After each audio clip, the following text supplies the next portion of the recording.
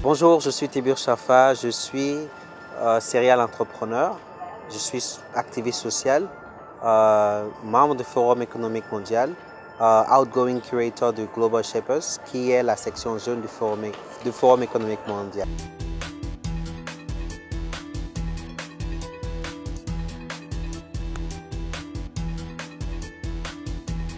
D'abord, il faut dire que le Forum économique mondial est l'une des rares plateformes qui existent au niveau mondial à rassembler de façon constante et consistante des leaders et des acteurs de notre vie, de la vie de nos sociétés autour des sujets les plus brûlants, autour des actions et des initiatives qui visent à améliorer l'état de notre monde.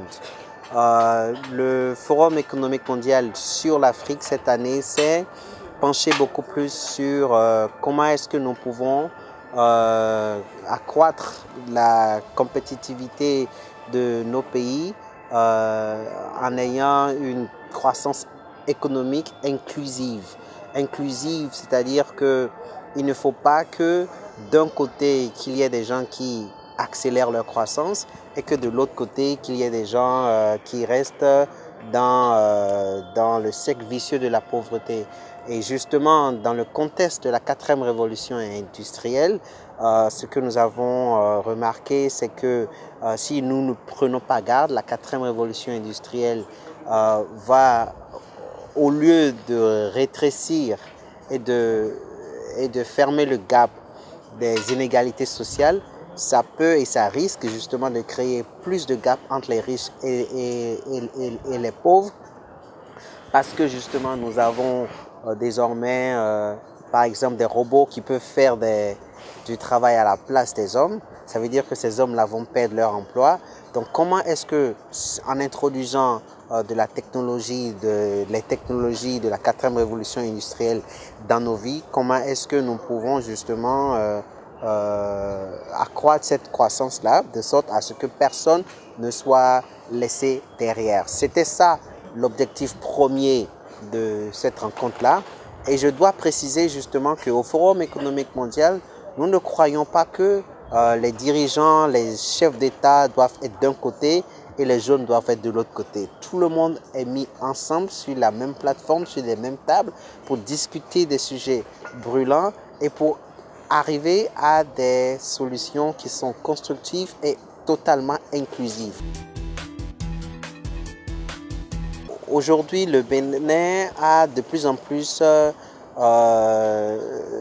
une bonne image, je dirais, au Forum économique mondial, parce qu'il faut dire que nous sommes quand même pas très montrés dans ce cercle-là, mais j'ai eu des discussions très intéressantes avec des dirigeantes justement du côté Afrique, de la section Afrique du Forum économique mondial, et ce qui se passe au Bénin intéresse beaucoup.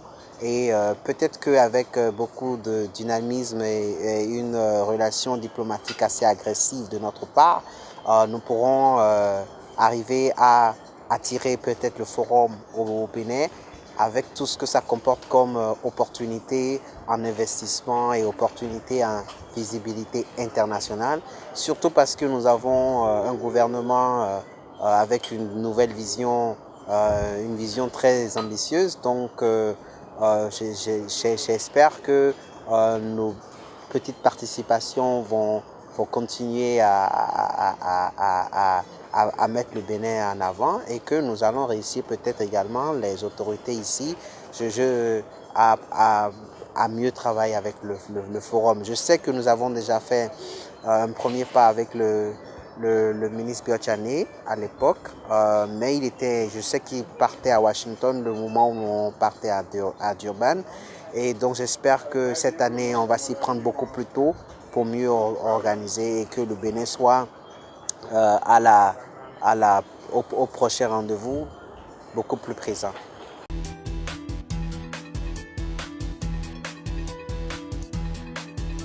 Je vous ai parlé tout à l'heure justement de la quatrième révolution industrielle. Le Forum économique mondial est la première organisation au monde qui depuis au moins 5 ans est en train de s'appesantir de façon politique et de façon technique, de façon professionnelle également sur la quatrième révolution industrielle. J'ai eu la chance de mener un atelier de très haut niveau avec des acteurs mais vraiment mondiaux sur les conséquences ou les perspectives politiques, environnementales et sociales et économiques de l'influence sur la quatrième révolution industrielle sur la vie de l'Afrique, sur la vie des citoyens africains. Je dirais que les perspectives, elles sont bonnes, mais elles peuvent être dramatiques. J'ai parlé par exemple des robots. Aujourd'hui, il y a des robots qui existent dans les usines, qui ont complètement remplacé des hommes, et des usines donc qui ont size down, si vous voulez, réduire leur effectif de 1000 employés à 30 employés, et tout le reste n'est fait que par des robots.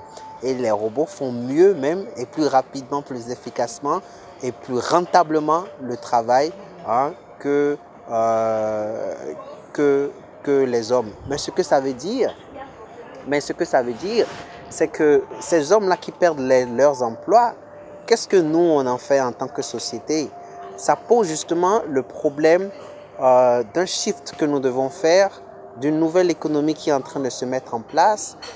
Et ça veut dire qu'il doit y avoir des mesures d'accompagnement faites par le secteur privé et le secteur public également, tout en impliquant justement les jeunes, les gens de cette nouvelle génération-là, qui sont beaucoup plus habilités à pouvoir manier les nouvelles technologies qui sont en train d'être créées. Il ne faut pas seulement que l'Afrique, justement, soit consommatrice des technologies, mais il faut que nous passions également au niveau où nous créons les technologies. Ce qu'il faut retenir, c'est que Internet est la matière première de la quatrième révolution industrielle. Donc, premièrement, le rôle que le gouvernement doit jouer, c'est de peser de son poids pour que tous les citoyens aient accès à un Internet de façon plus facile et de façon plus abordable. Ce que je comprends, c'est qu'il y a des démarches et une implémentation du projet de l'élargissement et de la pose de la fibre optique. Ça, c'est un élément qui est fondamental. Il faut que Internet soit disponible de façon qualitative, mais il faut que également les citoyens aient accès à ça de façon abordable. L'autre chose, c'est que lorsque nous avons déposé l'infrastructure, c'est qu'il y a toute une économie qui se gère derrière. Et c'est en ça que j'apprécie très bien la vision de la Cité internationale de l'innovation et du savoir. Moi, particulièrement, j'ai eu à rencontrer justement des personnes qui sont en charge de ce projet, et il me semble que c'est une très belle équipe qui est très bien organisée, et nous allons justement travailler avec des partenaires internationaux sur l'axe incubation et entrepreneuriat. Mon désir, vraiment, c'est d'inviter tous ceux qui peuvent contribuer à l'exécution de cette vision, d'accompagner le plus que possible le gouvernement, parce que après tout, il s'agit, de notre pays, deux, il s'agit de l'avenir de notre jeunesse, et troisièmement, c'est très bien de savoir que nous avons contribué quand même, quel que soit le gouvernement qui est en place, au développement économique et à la prospérité de notre pays.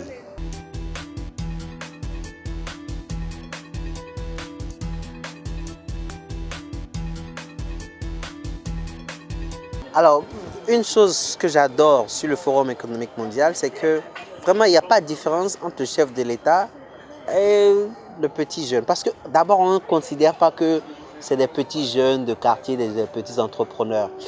Donc, lorsque vous arrivez au forum, il n'y a vraiment pas de différence entre vous et le ministre et le président. Et tant que vous pouvez, il y a la possibilité d'échanger. Donc, lorsque le président Zuma a fini sa communication, je me suis rapproché et je me suis plaint. Je me suis plaint parce que je voyage très souvent en Afrique du Sud. Et je lui ai dit, Monsieur Zuma, il y a une question qui revient très souvent lorsque je prends l'avion. Tous mes collègues, tous mes amis ouest-africains me demandent, mais est-ce que tu n'as pas peur d'aller en Afrique du Sud? Parce qu'il y a cette perception montante que l'Afrique du Sud est un pays qui est xénophobe. Et ceci est basé sur le fait que nous avons des informations qui nous parviennent que les Nigérians, les Éthiopiens, les Somaliens ou les étrangers sont tués sans que le gouvernement ne fasse pas grand-chose. Alors, M. Zuma, c'est un très grand politicien. Il ne faut pas oublier que c'est le directeur de l'information et des renseignements pendant la bataille. Donc c'est quelqu'un de très politique, quelqu'un de très calculé. Il a pris 2 secondes, il m'a dit, écoutez, mais vous venez dans le pays très régulièrement, n'est-ce pas? J'ai dit oui.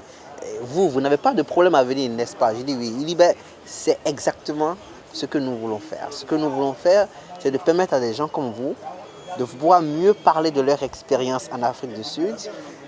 Et donc là, il m'a dit, écoutez, il faut que vous deveniez un brand ambassadeur de l'Afrique du Sud. Après, j'ai eu des contacts justement avec le ministère du Tourisme qui est en train de travailler sur un projet pour voir comment ils peuvent utiliser justement des gens qui viennent comme moi pour mieux parler de leur expérience, pour que les autres Africains comprennent que l'Afrique du Sud n'est pas un pays fondamentalement xénophobe. Et d'ailleurs, j'ai eu l'occasion de le dire sur les chaînes nationales de l'Afrique du Sud, avec de fortes audiences et à des événements officiels également.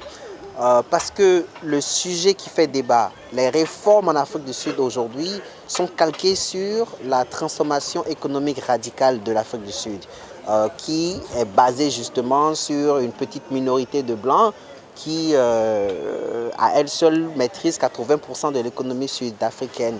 Et donc, dans la quête de l'Afrique du Sud de pouvoir créer cet équilibre, je leur ai dit, vous ne pouvez pas faire votre croissance économique sans inclure le reste de l'Afrique, parce que le commerçant ouest-africain, malien, sénégalais, burkinabé, il va en Chine pour importer quelque chose que vous pouvez produire ici parce que vous avez des usines. Mais parce que vous êtes fermé, justement, ces opportunités de collaboration, de coopération économique là, vous sont fermées. Donc, il va falloir que l'Afrique du Sud pense sa croissance dans l'inclusivité africaine.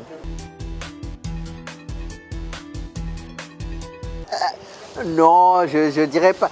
Ce qui est sûr, ce que je fais déjà, et on va en parler, ce que je fais déjà, c'est accroître la coopération, c'est améliorer la coopération économique et culturelle entre les 2 pays au travers de mon organisation que je chapeaute avec une collègue sud-africaine.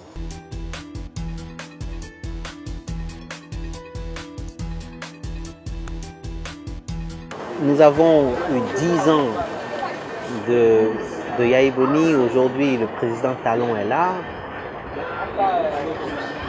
C'est normal que l'échiquier politique, le paysage politique change. Maintenant, que ce soit forcé ou pas, c'est-à-dire qu'on estime qu'il y a des télécommandes ou pas, c'était envisageable. Il fallait l'envisager. Mais moi, ce qui me paraît plus important à noter, c'est qu'il y a plus que jamais, avec tout ce qui se passe, la nécessité qu'il y ait une nouvelle génération de leaders béninois. De jeunes béninois qui rentrent au Parlement, de jeunes béninois qui sont au gouvernement, de jeunes béninois qui dirigent justement le patronat, la chambre de commerce, et qui apportent une vision beaucoup plus moderne et beaucoup plus favorable justement à la jeunesse. Et moi, ma lecture est que nous avons besoin de jeunes qui rentrent aujourd'hui dans la politique. Ce n'est pas normal que pour la population que nous représentons au Bénin, que nous n'ayons pas de jeunes politiciens qui soient au Parlement et qui défendent la cause justement des jeunes. Et vous pensez que ça suffit? Les lois que nous proposons seront à l'image du Parlement que nous aurons. Mais vous citez deux jeunes, vous ne pouvez pas citer 10 parlementaires jeunes, engagés et qui sont arrivés en politique de façon saine. Vous n'en avez pas. Donc aujourd'hui plus que jamais, nous avons besoin que les jeunes aillent au communal, les jeunes aillent aux législatives et que même au prochain gouvernement, que nous ayons beaucoup plus de jeunes et aux nouvelles présidentielles, aux prochaines présidentielles, que nous ayons des jeunes de 40 ans qui cognent à la porte. Nous sommes là pour les soutenir.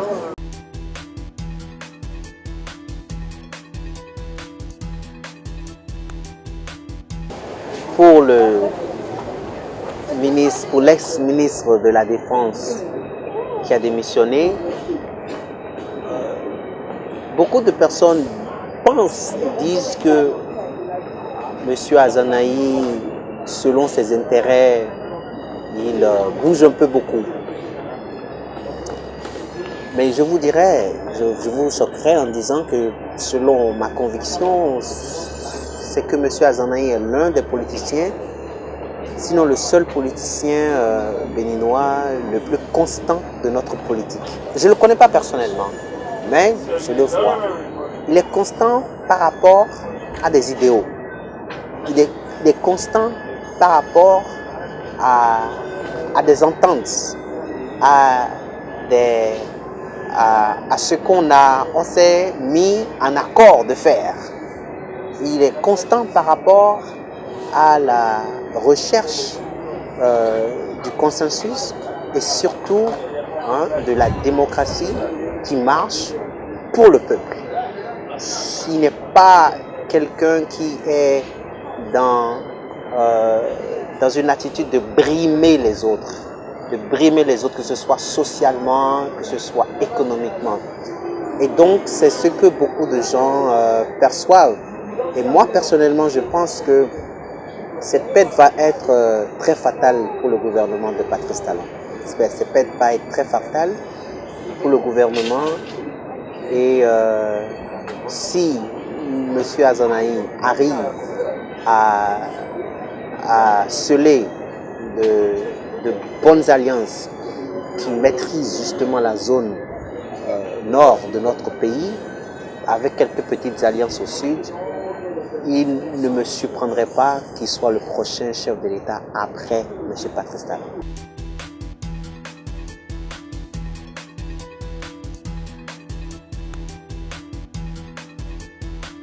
Oui, moi je pense qu'il ne faut pas aller par quatre chemins. Il y a un nouveau chef, il y a un nouveau gouvernement et ils ont besoin justement des armes politiques pour pouvoir mener à bon port une vision, et il y a des hommes dont ils ont besoin. Si nous n'avons pas les hommes qui nous facilitent la tâche, il faut les remplacer. C'est des mouvements tactiques. Bon, maintenant, on ne peut pas dire que c'est le chef de l'État qui, de façon personnelle, est en train de faire des manigances pour destituer les maires. Non, nous ne pouvons pas le dire, mais c'est de bonnes guerres politiques. Et moi, je dirais justement, si j'étais le maire de Cotonou, M. Léari Soglo, j'aurais démissionné du parti.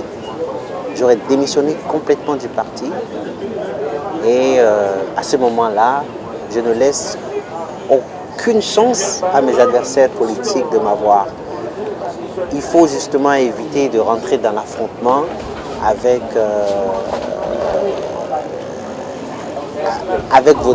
vos adversaires, surtout lorsque vous n'avez plus forcément l'arsenal que vous aviez au départ. Quand vous êtes en position de faiblesse, il faut savoir ménager les choses. Là, la RB, ce n'est pas Léari Soglo. La RB, c'est Nicéphore et Rosine Soglo. Ça ne veut rien dire. Ça ne veut rien dire. Parce que Euh, Georges Bada, Azanaï, c'est des fils spirituels. Moi, je pense que le maire, il est cuit. Je pense qu'il est cuit. Il aurait pas dû rentrer en affrontement. Euh, et il aurait, même s'il ne rentrait pas en affrontement, je pensais qu'à partir du moment où Lionel Zinsou a perdu les élections, il était complètement cuit.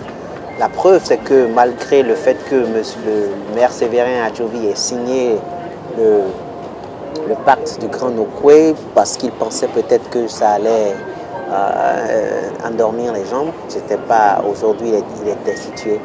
Donc je pense que la stratégie pour que Monsieur Soglo, fils, le maire, survive en politique, c'est qu'il doit trouver de fortes alliances avec d'autres partenaires et il doit laisser justement la RBE pourrir d'elle-même et renaître des cendres avec un autre parti, une autre force politique, une nouvelle équipe de jeunes compétents mis à sa disposition, des gens passionnés et engagés qui voient le développement autrement que ceux qui sont venus avec la génération, avec sa génération.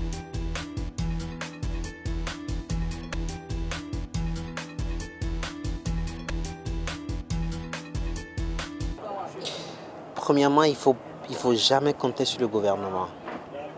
Pas parce que Patrice Talon est là, mais parce que les gouvernements africains, ils ne sont pas pour le moment efficaces. C'est aussi simple que ça. Parce que les problèmes que nous vivons aujourd'hui, c'est des problèmes qu'eux, ils n'ont pas vécu en tant que personne. Et moi, je dis, on ne devient pas un mauvais dirigeant. C'est un bon citoyen qui devient un bon gouvernant. Donc, le problème de corruption aujourd'hui, ce n'est pas un problème gouvernemental, c'est un problème de société. Vous voyez, et les problèmes que nous vivons peuvent trouver de meilleures réponses si nous avons des gouvernants qui comprennent les enjeux que nous vivons. Parfois, les gens ne comprennent pas, ou parfois, ils n'ont pas la compétence, ou parfois, ils n'ont pas la bonne foi pour le faire. Entre ces différentes raisons-là, moi je dis franchement, si un jeune, je ne vous conseille pas de compter entièrement sur le gouvernement, premièrement. Deuxièmement, il faut aller plus vers l'entreprise privée, l'initiative privée. Même si vous avez un boulot, cherchez quelque chose à côté, parce qu'il y a énormément d'opportunités. Nous n'arrêtons pas de nous plaindre. Et la raison pour laquelle nous ne voyons pas les opportunités, c'est que nous nous plaignons toujours. Mais nous nous plaignons de quelque chose. Si au lieu de continuer à nous plaindre, nous décidions d'être la réponse au problème, that we are complaining about, okay? Le problème dont nous nous plaignons, je pense que nous allons avoir une meilleure communauté, avoir de l'impact sur notre communauté. La troisième chose que j'ai vraiment envie de dire aux jeunes béninois, c'est que vous n'êtes pas obligé de rester au Bénin. Vous n'êtes pas obligé de rester au Bénin. Si effectivement vous êtes talentueux, effectivement vous êtes compétent et qu'on ne vous reconnaît pas chez vous, il y a 54 pays en Afrique et combien encore je ne sais dans le monde. Allez vivre votre vie, allez vivre votre talent, votre passion ailleurs. Et nous l'avons montré, nous l'avons démontré plusieurs fois. Et même Jésus l'a dit, nul n'est prophète chez soi. Donc n'ayez pas peur, prenez les risques, prenez l'avion, mais pas les bateaux pour aller en Libye et tout le reste là. Ça, c'est pas conseillé. Cette année, nous allons nous focaliser fondamentalement sur la formation. Premièrement, je remarque qu'il y a beaucoup de jeunes qui sont connectés, ils ont ordinateur, téléphone, internet tout le temps, mais ils n'ont pas d'emploi. Ils cherchent des emplois. Moi, ce que je veux faire, c'est de leur apprendre comment est-ce qu'ils peuvent gagner de l'argent justement avec leur ordinateur et une connexion Internet. C'est possible. Et nous l'avons déjà fait depuis 2014. C'est d'aider les gens à créer leurs entreprises en ligne. C'est d'aider les gens à utiliser justement les outils technologiques pour pouvoir créer de l'emploi pour eux-mêmes sans virer justement dans ce que nous appelons communément le 419. Donc cette année, nous allons nous concentrer fondamentalement sur deux choses, c'est faire beaucoup de formations pour permettre aux jeunes de pouvoir créer leurs entreprises. Pour ceux qui ont déjà créé, qui existent, mais qui ont envie de croître, de pouvoir croître leur entreprise, j'ai une entreprise conseil qui travaille avec les PME en Afrique du Sud et même au Bénin, mais nous allons accélérer justement notre pénétration dans le marché béninois. Et deuxièmement, nous travaillons également beaucoup avec les femmes. Nous avions lancé une organisation internationale en février passé et en août, nous allons avoir le second rendez-vous et c'est une organisation qui permet de réunir des femmes professionnelles, chefs d'entreprise ou pas, mais des femmes de tous bords professionnels, se réunir et de mettre en place des solutions qui peuvent permettre aux femmes de mieux s'exprimer dans la société béninoise. Voilà les deux sujets sur lesquels nous allons beaucoup plus nous accentuer cette année. Donc l'entrepreneuriat. Moi, j'ai espoir au Bénin. Je suis fier d'être béninois. J'ai espoir que nos lendemains sont meilleurs. Mais nos lendemains ne peuvent pas changer, ne peuvent pas être différents que notre présent. Si nous, même nous ne nous levons pas et devenons acteurs de ce changement-là. Je voudrais vous dire que quelles que soient les difficultés, il faut persister. Il faut persévérer et ne jamais abandonner. Parce que là où vous êtes aujourd'hui est beaucoup meilleur que là où vous étiez il y a 4 ans. Donc réjouissez-vous, prenez votre vie en main et avancez.